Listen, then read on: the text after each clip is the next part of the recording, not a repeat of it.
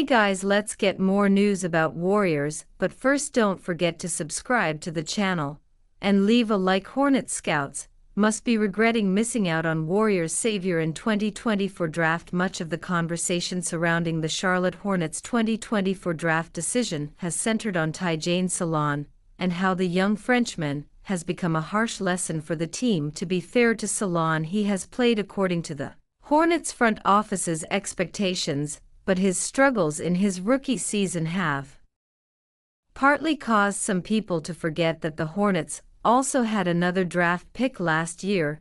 At the number 42 slot they selected KJ Simpson, who had an uneven first year in the league. Rarely have players chosen late in the draft like Simpson turned out to be franchise saviors. However, the prospect chosen 10 picks after the former University of Colorado Boulder point guard was picked up has been a godsend for the Golden State Warriors. There wasn't much fanfare surrounding the Warriors' second round selection of Quinten Post, who spent his first 2 collegiate years with Mississippi State University before playing for 3 seasons for Boston College. Even the Dubs didn't know what they had in the big man, trading him to the Portland Trailblazers in a 14 draft day deal before reacquiring him in his first few months in the professional ranks. Post played more in the G League than in the NBA before finally cracking Steve Kerr's rotation. His numbers ended up not standing out much, but his ability to crash the boards and spread the floor has proven valuable for Golden State. Most folks would attribute the marquee franchise's resurgence this season to new star Jimmy Butler,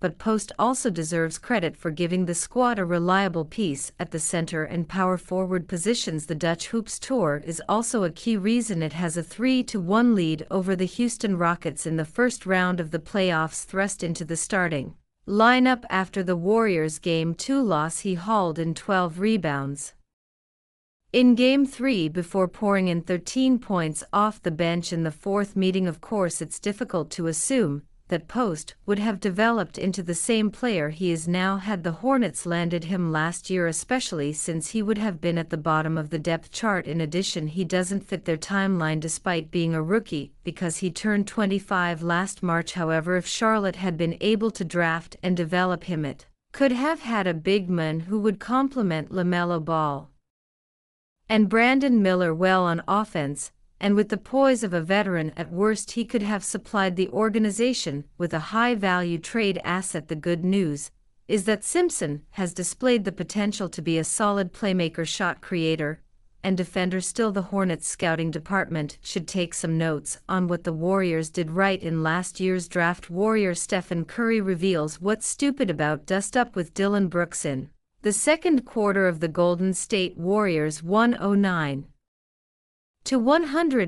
win over the Houston Rockets. Stephen Curry and Dillon Brooks got into a dust-up that had the officials whistle both of them, as well as Draymond Green, for a technical foul. Brooks, after getting Curry on a switch, bumped into the Warrior star, knocking him over to the ground. As a result, after Curry got up, Brooks tried to get into his head by snatching the ball away from him, but the Warrior star decided that he wasn't about to get punked and shoved the Rockets' wing in return. But before the shoving match ensued, Curry held up a 2 sign with his fingers to remind Brooks of how many fouls he had at the time. This may have been what agitated the Rockets' wing further, leading to both of their technical fouls. But on the prior possession, Brooks began everything by reminding Curry that he had just 1 foul, perhaps as a reminder that he can still play physical defense against the Warriors star. Following the game, Curry expressed his frustration that he was called for a technical foul when he was simply responding in kind to how Brooks was treating him. That was so stupid, because he had did it literally the play before, and I just returned the favor, but they didn't see him, they saw me. It's like siblings, the second ones will get in trouble, Curry said in his post-game presser. By a 95.7 The Game on X, formerly on Twitter. Regardless, it was Curry and the Warriors who had the last laugh against Brooks and the Rockets. They took a 3-1 lead in the series, inching ever so closely to a trip to the second round of the playoffs, and it'll be quite the vindication of their efforts if they do manage to fully overcome a Rockets team that's fully intent on making life as miserable as possible for them all series long. The Rockets have been testing the limits of what the NBA constitutes as legal defense. They have been holding on to Stephen Curry like ants drawn to a sugar cube,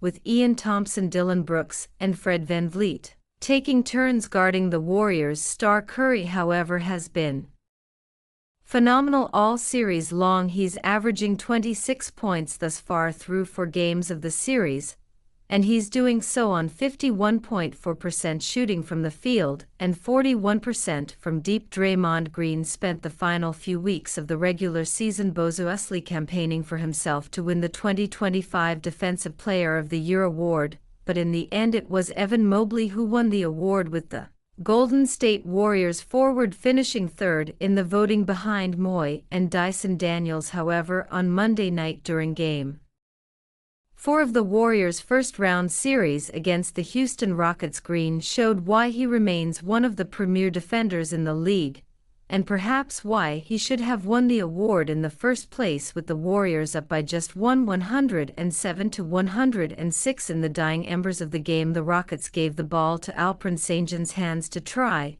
and get a bucket to regain the lead. Sang had 31 points on the night and has been the team's most consistent offensive option, so giving the ball to him was perhaps their best option. Charles Barkley calls Warriors star stupid and emotional rant. NBA legend Charles Barkley was not too happy with the way the Golden State Warriors played on Monday night. The Warriors entered Game 4 of their NBA playoff series against the Houston Rockets brimming with confidence. After all, they won Game 3 and took a 2-1 series lead even with Jimmy Butler sidelined. However, Monday's contest was a bit messy for the Warriors, who allowed the Rockets to get in their heads.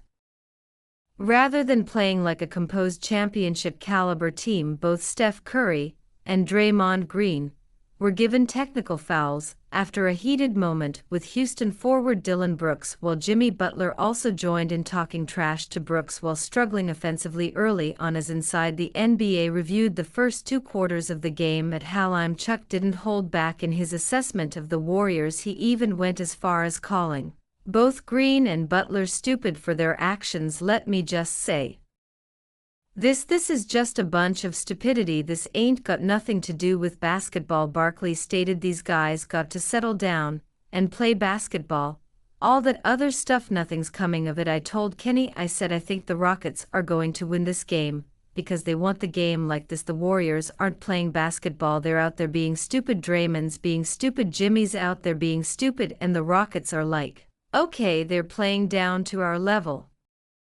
The Warriors ended the half against the Rockets trailing by 7 points, 57-50, so it's not surprising why Barkley was critical of the Dubs. After all, Golden State knows very well that its focus should be on basketball rather than falling into Houston's mind games. Luckily for the Warriors, despite the issues they encountered during the contest, they ended up beating the Rockets 109-106 to take a 3-1 series lead. And you, Fen, what do you think about Charles Barkley's situation? Write to us in the comments.